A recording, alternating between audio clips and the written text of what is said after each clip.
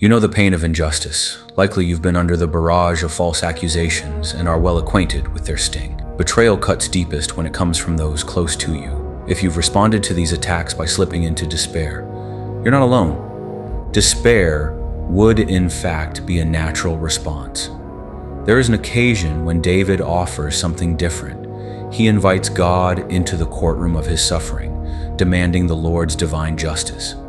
In Psalm 35, David uses the imagery of war as he writes about shields and spears, traps and pits, a bereft mother, and fierce lions as he describes the agony he's experienced while bearing the burden of being falsely accused. You don't have to hide your pain. David doesn't.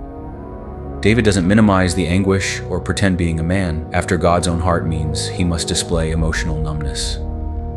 David calls upon the Lord as divine warrior to do battle on his behalf, praying the Lord will come in full armor with shields, spear, and javelin. David's appeal to God is extraordinary as he had entered into others' suffering.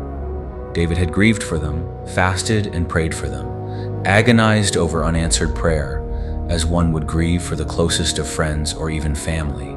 Yet when he was in trouble, others did not enter into his suffering as he had entered into theirs. Instead, they rejoiced in attacking him with slander and mockery. In this life, you will experience real injustice. The pain is legitimate, but you do not have to collapse under the opportunity to grow in bitterness.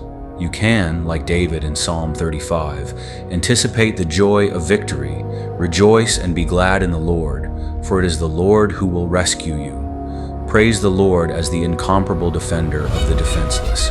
Vindication may not come on the timeline you want, but contend anyway, not with human weapons, for we do not wrestle with flesh and blood, but by the power of the Spirit.